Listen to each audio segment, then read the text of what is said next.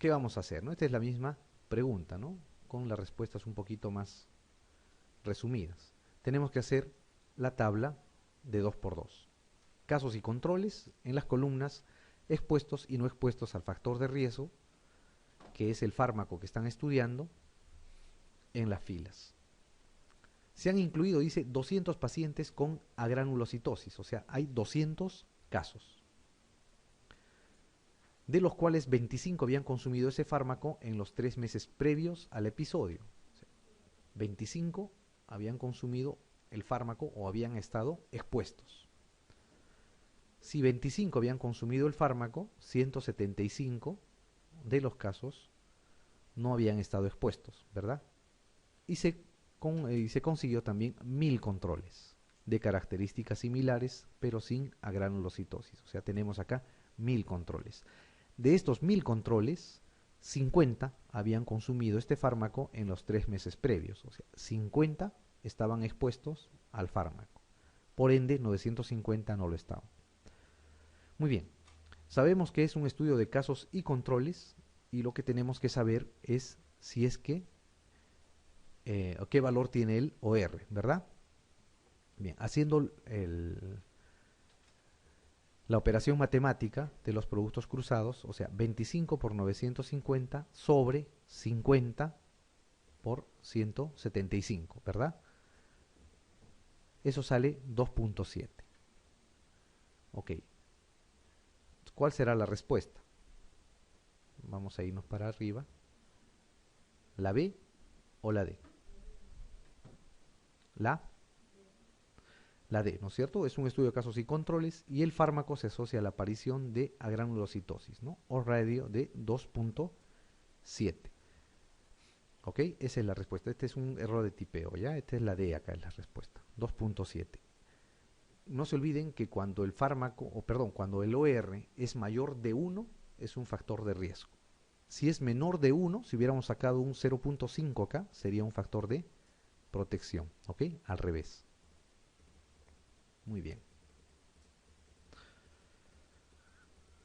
Entonces acá, también este es otro error de tipeo, ¿ah? Van a disculpar, acá es la D, ¿no es cierto?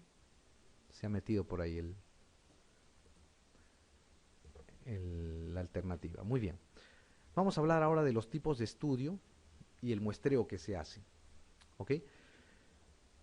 Los tipos de estudio epidemiológicos pueden ser de dos tipos. Pueden ser descriptivos o pueden ser analíticos. Descriptivos es aquellos estudios en los cuales ustedes van a observar la realidad y van a describirla. No van a manipular ninguna variable. Lo único que van a hacer es la descripción de lo que están viendo. Estos estudios descriptivos pueden ser serie de casos clínicos, estudios ecológicos, ¿no? Los estudios ecológicos es aquellos estudios en los cuales la unidad muestral son poblaciones, países, distritos, provincias, etc., ¿no? A eso se llama estudio ecológico. Estudios descriptivos de mortalidad, de morbilidad o estudios de prevalencia. ¿Okay? Esos son los estudios descriptivos. Lo otro son los estudios analíticos. Cuando ustedes hacen un estudio analítico, ya empiezan a lanzar hipótesis. En los estudios descriptivos normalmente no se generan o no se lanzan hipótesis, ¿no? En cambio, en los estudios analíticos sí. Entonces, si ustedes van a hacer un estudio analítico, tienen que saber, primero, si van a asignar a los sujetos de estudio en forma aleatoria o los van a hacer de manera controlada, ¿no? Si van a controlar a los sujetos y lo van a hacer de manera aleatoria, puede ser un estudio experimental o un estudio cuasi experimental, ¿ok? Porque ustedes van a manipular a los sujetos. Si no va a haber asignación controlada del factor de estudio, es un estudio observacional nada más, ¿ok? Solo van a observar, parecido al estudio descriptivo. Pero en este estudio observacional lo que ustedes van a buscar es rechazar o afirmar hipótesis que han planteado. Si tienen un estudio observacional, van a ver o tienen que ver si la elección de los sujetos estaba en función de la enfermedad o de la exposición al factor de riesgo. Si ustedes eligen a los sujetos en función de la enfermedad, van a ir al efecto. ¿Ok? Si ya buscan sujetos enfermos, lo que van a ir normalmente es a preguntar si es que va a haber una historia previa de exposición, ¿no? En el pasado. Si es así, tienen que hacer un estudio de casos y controles. Si no van a preguntar la historia previa de exposición, es un estudio de prevalencia nada más. Y si ustedes van a seleccionar a los sujetos de acuerdo a la exposición del factor de riesgo y se van a ir hacia adelante, haciéndoles el seguimiento, esperando que desarrollen la enfermedad o no, a ese estudio se llama el estudio de corte, ¿no? Esta parte vamos a ampliar un poquito más porque es lo que más preguntan en los exámenes, ¿no? De todos los estudios epidemiológicos. Entonces, en resumen, ¿qué deben saber? Los estudios se pueden dividir en dos tipos, en los descriptivos y los analíticos. Dentro de los analíticos, los experimentales son los que más se van a usar. Los descriptivos o observacionales son aquellos en los cuales no van a manipular las variables ustedes. Pueden ser transversales, cuando se mide la variable una sola vez. Ese es el concepto, ojo. Los estudios transversales miden solamente una vez la variable, ¿no? Que pueden ser exploratorios, descriptivos o buscar una correlación. Y los estudios longitudinales pueden ser estudios de casos y controles o estudios de cohortes. Longitudinal se llama porque la variable va a ser medida en varias oportunidades. Esa es la diferencia con el estudio transversal. En los estudios transversales se mide una sola vez, en los estudios longitudinales se va a medir varias veces. Muy bien. Esta es una ampliación de lo que vimos en el cuadro anterior, ¿no? Si hay o no secuencia temporal. Si es que hay secuencia temporal, va a ser un estudio longitudinal, ¿no es cierto? ¿Por qué? Porque se va a medir varias veces la variable.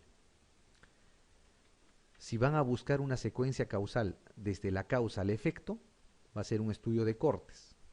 En general es prospectivo el estudio de cortes. En algunos casos puede ser retrospectivo. Si la secuencia causal ustedes buscan el efecto para después preguntar sobre posibles causas que hayan estado presentes en el pasado, va a ser un estudio de casos y controles, ¿no? Y en ese caso es un estudio retrospectivo. Si no hay secuencia temporal, obviamente, como les dije, si se mide una sola vez la variable, va a ser un estudio transversal. Muy bien, entonces, este es un ejemplo de un estudio de cortes. Ustedes tienen una población, ¿ok? Una población de la cual ustedes van a sacar a un grupo de personas que no tienen la enfermedad, ¿ok? Estas personas que no tienen la enfermedad van a dividirlas en personas que han estado expuestas al factor de riesgo que quieren estudiar y en personas que no han estado expuestas al factor de riesgo que quieren estudiar. Y les van a hacer el seguimiento en el tiempo. Meses, años, lo que fuera necesario. Y posteriormente van a ver si desarrollan o no la enfermedad los expuestos y si desarrollan o no la enfermedad los no expuestos. En ambos casos les va a dar una tasa de incidencia, tanto en expuestos como en no expuestos. Entonces van a sacar el riesgo relativo acá, ¿ok? El riesgo relativo para ver si el factor que ustedes están estudiando o los factores que están estudiando van a producir la enfermedad, ¿no? A eso se llama el estudio de cohortes, ¿no? Se hace el seguimiento a una cohorte o a una población en el tiempo. En los estudios de casos y controles es al revés. Ustedes tienen a la población de las cuales van a buscar las personas enfermas, a los cuales le van a llamar casos. Estas personas enfermas las van a aparear, ¿no? Las van a relacionar con controles, ¿ok? Que son personas que no están enfermas, pero que tienen características similares a los casos. Procedencia similar, trabajo similar, estado socioeconómico similar, ubicación geográfica similar, etc., ¿no? En estos casos, en los estudios de casos y controles, la creación del grupo de control es lo más difícil, ¿ok? los casos son fáciles de encontrar, o son los enfermos. Los controles, aparearlos y hacer que tengan características similares a los casos, a veces se hace difícil. Entonces, tienen casos y tienen controles, o tienen enfermos y tienen sanos. Y se van a ir hacia atrás a preguntar en el tiempo, en el pasado, si estuvieron expuestos o no expuestos al factor o los factores de riesgo que van a estudiar, en el caso de los casos y en el caso de los controles. Van a hacer una tabla de 2×2 y van a hallar ahí el OR. No se olviden, el riesgo relativo se usa para los estudios de cohorte y el OR se usa para los estudios de casos y controles. ¿Ok? No se puede usar un riesgo relativo en estudio de casos y controles, ni tampoco el OR en los estudios de cohortes, ¿no? Estadísticamente se invalida. Muy bien, entonces, cuando tienen un estudio de cohorte y un estudio de casos y controles, hay algunas diferencias marcadas entre ellos, ¿no? Por ejemplo, la población en riesgo en los estudios de cohortes es definida. Ustedes saben qué población es la que está en riesgo. En cambio, en los casos y controles no, porque ustedes han sacado a los enfermos, los han apareado con los casos y no saben cuánto es la población que está en riesgo, porque no saben el factor de riesgo o los factores de riesgo que han producido la enfermedad. En los estudios de cohortes van a calcular la incidencia, porque van a hacer el seguimiento en el tiempo y ver los casos nuevos. En los casos y controles, no. Los números de efectos que se van a medir en los estudios de cohortes pueden ser varios, ¿no? Porque ustedes pueden hacer el seguimiento a la población y ver si ha estado expuesto a varios factores de riesgo. En cambio, en los casos y controles, en general se busca un solo efecto. El número de exposiciones posibles a estudiar es una en los cohortes, varias en los casos y controles. Esto es muy importante que ustedes recuerden. En las enfermedades raras es poco útil los estudios de cohortes. ¿Por qué? Porque tendrían que coger una población muy grande. En los estudios de casos y los estudios, en cambio, de casos y controles son muy útiles en enfermedades raras. Y al revés, en exposiciones raras, los estudios de cohortes son muy útiles. Y los estudios de casos y controles son muy poco útiles. ¿Ok? Eso es muy importante que recuerden. Los estudios de cohortes son más caros, los estudios de casos y controles son más baratos. Los estudios de cohortes tienen duración larga porque hacen seguimiento en el tiempo, pueden durar años. En cambio, los estudios de casos y controles tienen corta duración, por ende son más baratos. Muy bien. La pregunta 14 vamos a responder. Dice, respecto a los estudios de cohortes, es cierto que los sujetos son seleccionados en virtud de padecer o no la enfermedad sometida a estudio. El análisis de los datos consiste en determinar si la proporción de expuestos en el grupo de pacientes con la enfermedad difiere de los controles. Se obtiene la prevalencia como medida de la frecuencia de la enfermedad. El azar decide la distribución de la exposición en los sujetos de estudio, o pueden ser retrospectivos. ¿Qué hay de los estudios de cohortes? ¿Cuál será la respuesta ahí? Eso, ¿no es cierto? Algunos estudios de cohortes pueden ser retrospectivos. La mayoría son estudios prospectivos, en su mayor parte, pero algunos pueden ser retrospectivos, ¿no? El resto de acá de las características están hablando de los estudios de casos y controles, ¿no? Lo cierto acá solamente es que los estudios de cohortes podrían ser retrospectivos. Muy bien, la pregunta 15 dice, se ha realizado un estudio epidemiológico con el objetivo de dilucidar si existe asociación entre la administración de una nueva vacuna antigripal y la aparición de síndrome Guillain-Barré. Para ello, se recogieron los datos de todos los sujetos vacunados en determinada área geográfica y mediante la conexión de estos datos con los de nuevos diagnósticos de síndrome de Guillain-Barré registrados en los hospitales de ese mismo área, se comparó la incidencia de síndrome Guillain-Barré en sujetos expuestos y no expuestos a la vacuna en una ventana temporal definida.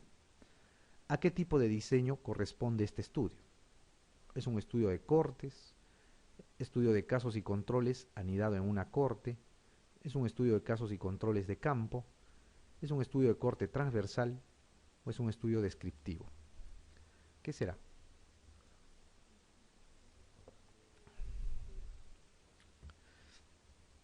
A ver, vamos. Dice acá, ¿no? han realizado un estudio epidemiológico para ver si existe asociación entre la vacuna y el síndrome de Guillain-Barré. ¿Qué han hecho para eso? Se han recogido los datos de todos los sujetos vacunados en determinada área geográfica, o sea, tienen a todos los que se han vacunado.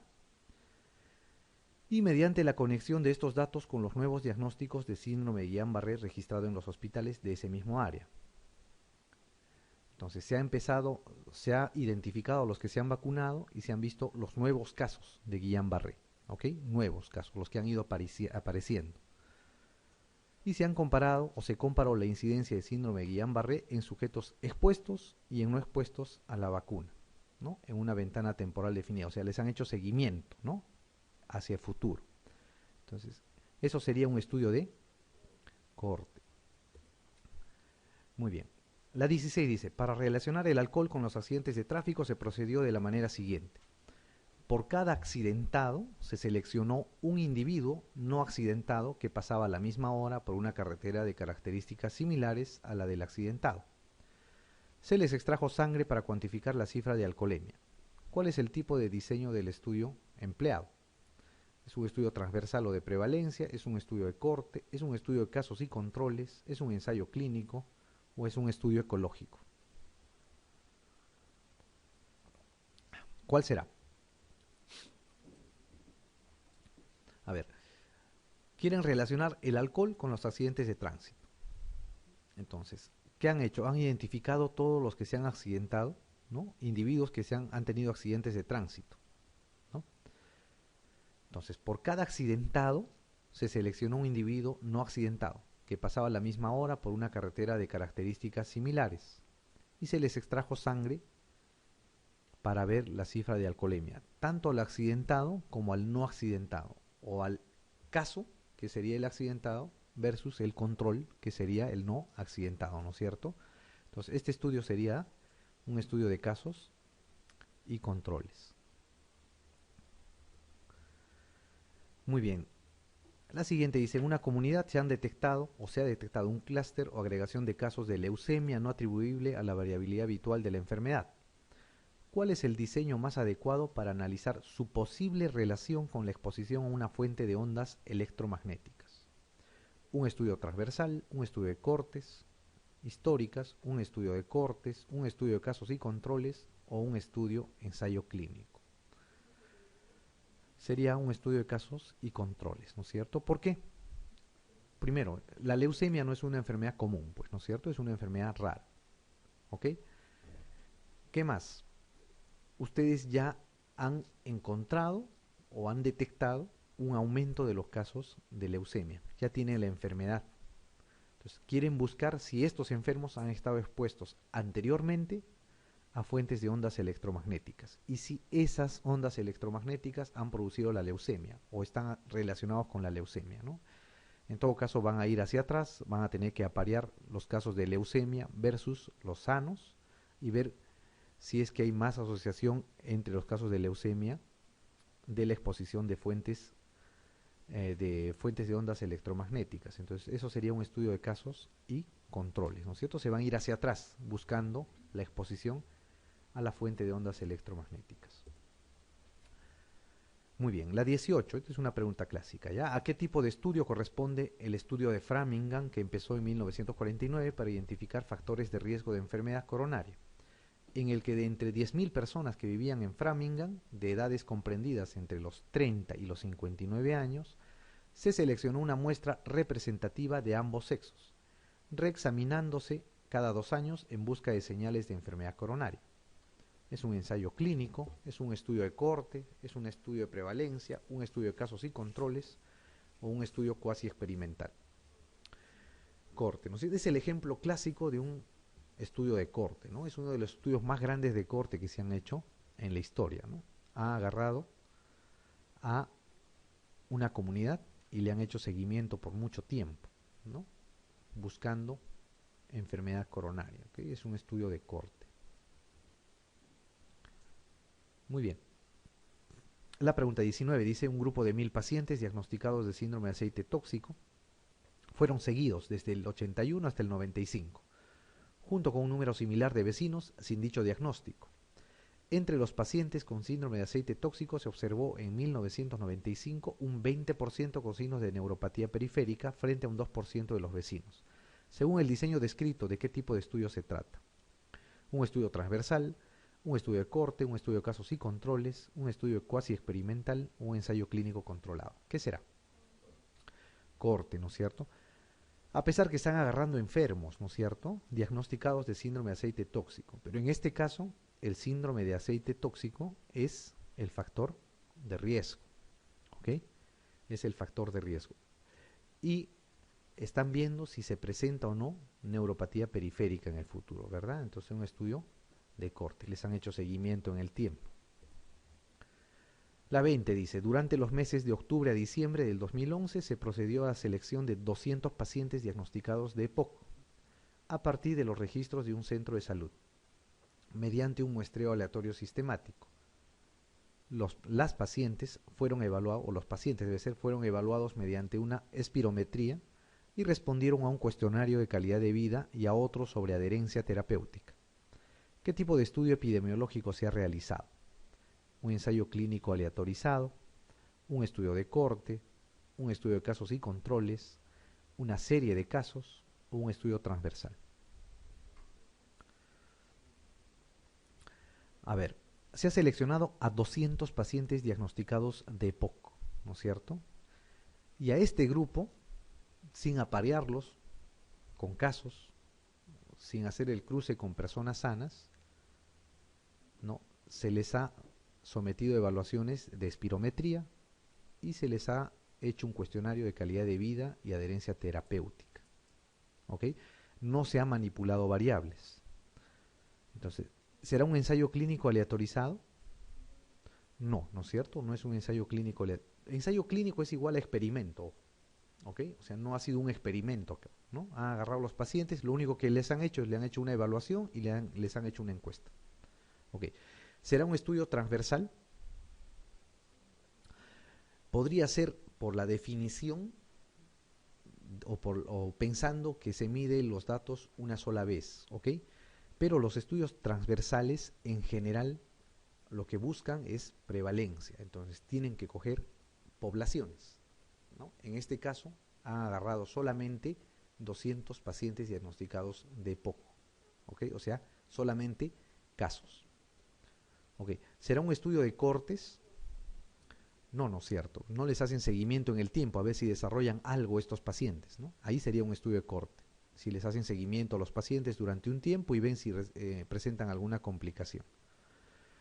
¿Es un estudio de casos y controles? Tampoco, ¿no es cierto? Hay casos, pues no hay controles acá, ¿no? No los han apareado con ningún control, ¿no? Solamente han agarrado los casos y les han hecho su encuesta, les han hecho la espirometría y los han evaluado.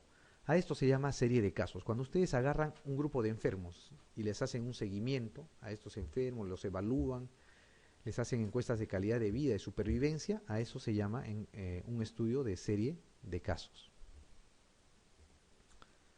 Muy bien, la 21 dice, se plantea comparar la eficacia de dos medicamentos antiepilépticos, ambos comercializados desde hace más de 5 años en la epilepsia parcial refractaria. ¿Cuál de los siguientes diseños elegiría por implicar un menor riesgo de sesgos y para garantizar mejor que las distintas poblaciones de estudio son comparables?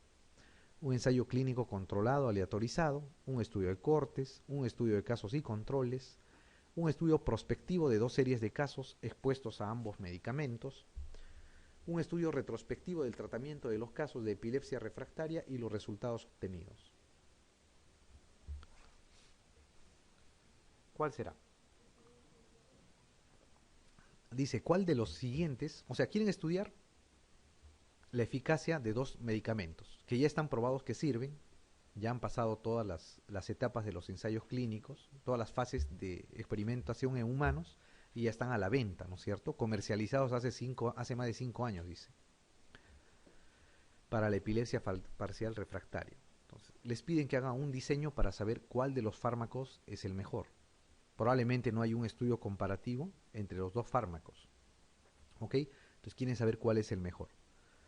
De estos diseños, ¿cuál elegirían por implicar? Dice, un menor riesgo de sesgos y para garantizar mejor que las distintas poblaciones de estudio son comparables. ¿Cuál será?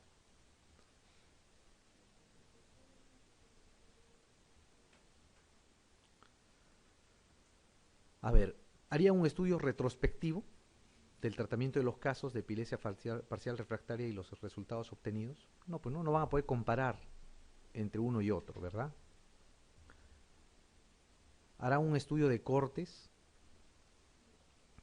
Se puede hacer un estudio de cortes, pero probablemente no va a ser el mejor estudio para garantizar que las poblaciones sean comparables, ¿ok? Porque para que las poblaciones sean comparables tienen que hacer algo que se llama la aleatorización, ¿ok? Un estudio de casos y controles tampoco, ¿no? Porque acá ambos son casos, ¿no? Son serie de casos en ambos casos.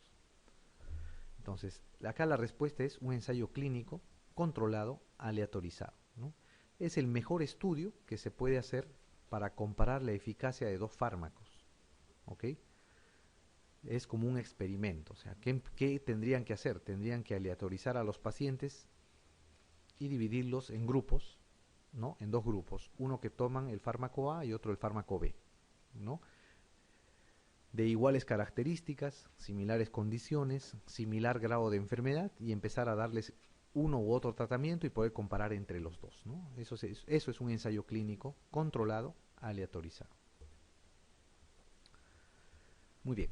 La pregunta 22 dice, teniendo en cuenta que la prevalencia de espina bífida es de un caso por cada 1000 nacidos vivos, ¿qué tipo de estudio sería el más válido y eficiente para estudiar la posible asociación entre la ocurrencia de espina bífida en el recién nacido y la exposición a diversos factores ambientales durante el embarazo?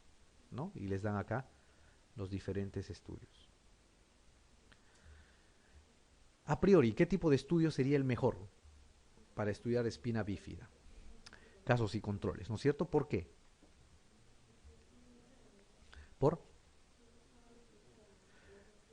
Claro, van a buscar a los enfermos. ¿Por qué van a buscar a los enfermos? Porque su prevalencia es escasa, es baja, ¿no? Es una enfermedad muy rara.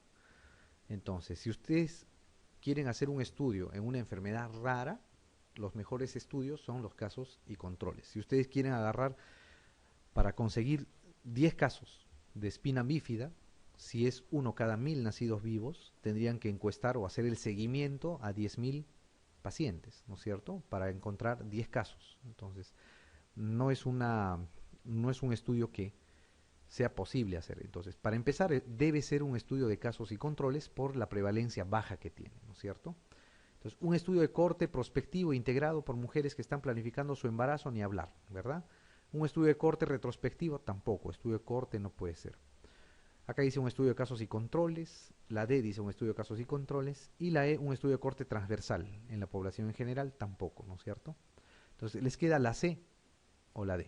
Entonces, vamos a ver.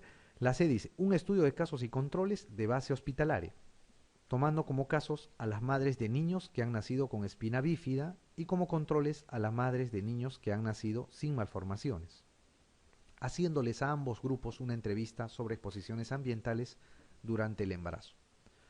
Y la D dice, un estudio de casos y controles también, de base poblacional, tomando como casos a las mujeres expuestas a los factores ambientales de interés y como controles a las mujeres no expuestas. ¿Cuál de estas sería? La C, ¿no es cierto? ¿Por qué? Por la misma razón. Si ustedes hacen un estudio de casos y controles de base poblacional, para encontrar un caso de espina bífida, van a buscar 1000 nacidos vivos y van a encontrar un caso recién. En cambio, si van a un estudio de casos y controles de base hospitalaria, los registros de espina bífida están ahí a la mano. Entonces, obviamente que ahí es el estudio más eficiente, ¿no? Para hacer para verificar o para ver si hay un factor de riesgo asociado a la presencia de espina bífida. Muy bien. La 23 dice, ¿cuál de las siguientes no es una característica de los estudios de corte? Permiten calcular directamente la incidencia de la enfermedad. Pueden evaluar el efecto de un factor de riesgo sobre varias enfermedades. En los estudios prospectivos, la recogida de datos puede durar mucho tiempo. Son especialmente eficientes en enfermedades raras. Evitan el sesgo de memoria que puede ocurrir en los estudios de casos y controles. ¿Cuál será? no es, ¿no es cierto? No es. ¿Cuál es lo falso?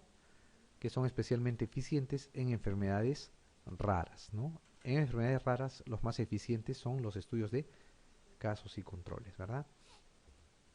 Muy bien. La pregunta 24 dice, usted está interesado en conocer la prevalencia de una determinada enfermedad en una población. ¿Qué tipo de diseño deberá aplicar para realizar dicho estudio de forma óptima? Estudio de series de casos, encuesta transversal, estudio de intervención comunitaria, revisión retrospectiva de casos comunicados o un estudio prospectivo de corte. Eso, ¿qué sería una encuesta transversal, ¿no es cierto? El estudio transversal es sinónimo de prevalencia, ¿ok? Siempre, no se olviden de eso. Muy bien, vamos a ver ahora dos conceptos que son la validez y la fiabilidad. Para esto vamos a hablar un poco de lo que es el muestreo, ¿ok? Después vamos a hacer algo más del muestreo, pero primero vamos a hablar acá un poco. Ustedes tienen una población.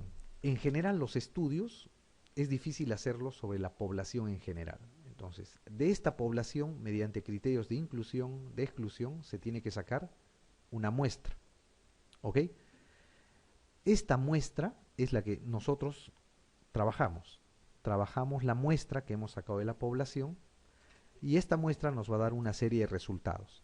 Estos resultados se pueden extrapolar a la población en general, ¿ok? Y decir que nuestros resultados hallados en la muestra van a ser los mismos si es que se toma la población en general, ¿ok?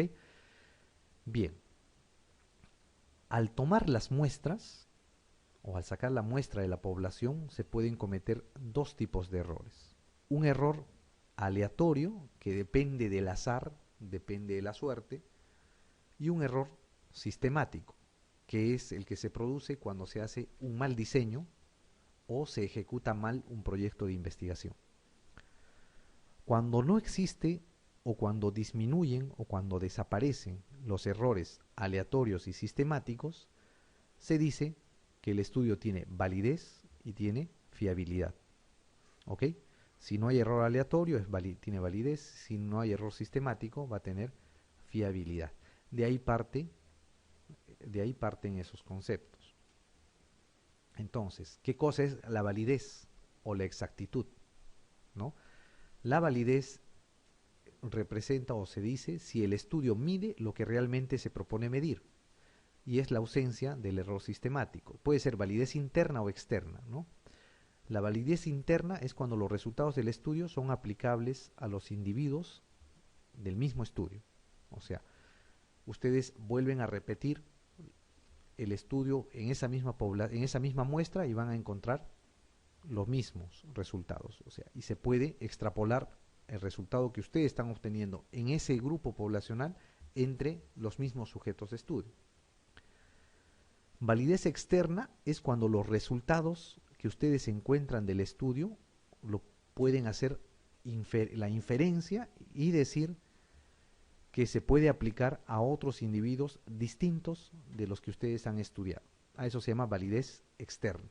¿Ok? Entonces, validez interna es cuando vuestros resultados son aplicables al grupo de estudio que ustedes han hecho, ¿no?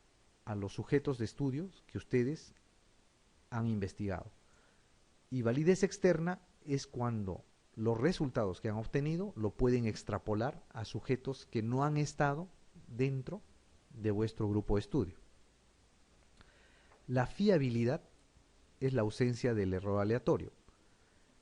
Es el grado de similitud que presentarían los resultados si se repitiese el estudio en condiciones similares. O sea, si ustedes agarran un estudio, encuentran unos resultados X y vuelven a repetir ese estudio en otra población similar y encuentran los mismos resultados, a eso se llama fiabilidad.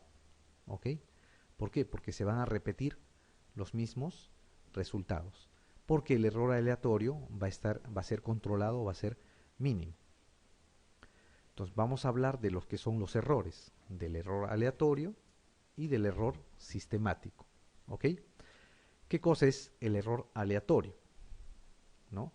El error aleatorio se atribuye a la variabilidad que se asocia al proceso de selección de toda muestra. O sea, es el error que se produce por el azar o por la suerte. Por ser un error que se presenta debido al azar, a la suerte, no afecta la validez interna de un estudio. ¿Ok? Va a disminuir la fuerza de la asociación exposición-enfermedad, pero no va a alterar el sentido de la asociación. Es decir, ustedes hacen, por ejemplo, un estudio en el cual quieren demostrar que el hábito de fumar está relacionado con el cáncer de vejiga. ¿Ok? Entonces, hacen su estudio, puede tener un error aleatorio debido a la suerte, al azar, ¿no? en la toma de muestra de los sujetos.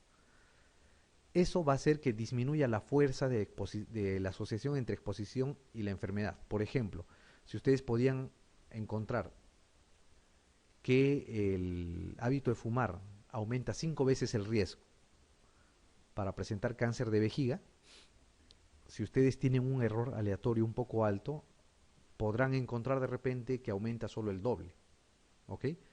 Pero no va a alterar el sentido de la asociación, o sea, de todas maneras van a encontrar asociación estadísticamente significativa, pero la fuerza de esta asociación va a disminuir si es que el error aleatorio está presente, ¿ok? A eso se refiere. ¿Cómo controlan el error aleatorio? No hay forma de controlarlo más que aumentando el tamaño de la muestra, porque depende del azar y de la suerte, ¿ok? Es impredecible, no se puede corregir, la única forma de controlarlo es aumentando el tamaño muestral, no hay otra. Y ustedes se van a dar cuenta en la fórmula del muestreo, ¿no? La probabilidad de error, o P, normalmente va en el denominador, ¿no? Y cuanto más pequeño es el error, la muestra se va incrementando.